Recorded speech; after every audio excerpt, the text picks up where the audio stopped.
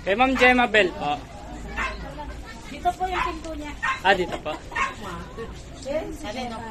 Kayo po yun, Ma'am Gemma Bell. Gemma lang ako. Gemma lang po ba?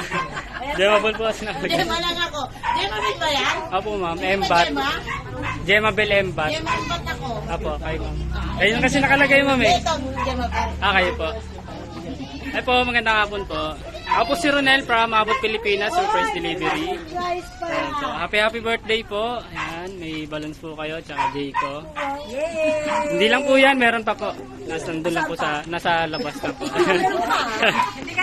Ayan po, pinapasurprise po pala kayo ni Ma'am Jen ng happy birthday. Thank you, Jen! Ayan po. Ayan po, sa tulong po ng Abot Pilipinas ay naipaabot ni Ma'am Jen ang kanyang surpresa ngayong kaarawan niyo po. Ano po masasabi niyo kay Ma'am Jen sa surprise na ipinaabot niyo? Thank you sa surprise. Di ba? Salamat, Jen! Gemma Bell na eh, Gemma Bell. Gemma Bell. Ano daw masasabi mo? Ano po masasabi niyo po? Kanino? Jen. Hello, Jen. Kumusta ka na? Thank you. Ayan po, kukunin ko lang po yung iba. Ayan po, kukunin ko lang po yung iba. Thank you po.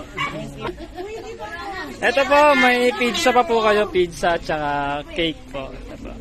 Ang dami naman surprise kay Jen. Ayan po. Baka may message po kayo para kay Ma'am Jen. ulit. Ang misis niya masakit ang tiyan niya.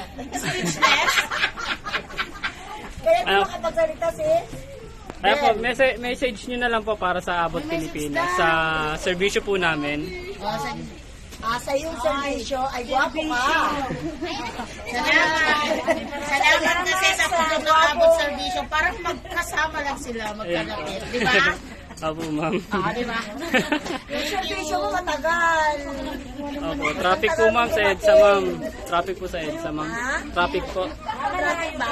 Opo, Ma'am. Taga Marikina po kasi ako. Ay, ganun ba? Opo. Lahat ka talo. Ayan po. Salamat po. Thank you, Jen. Pupusugin mo na naman kami.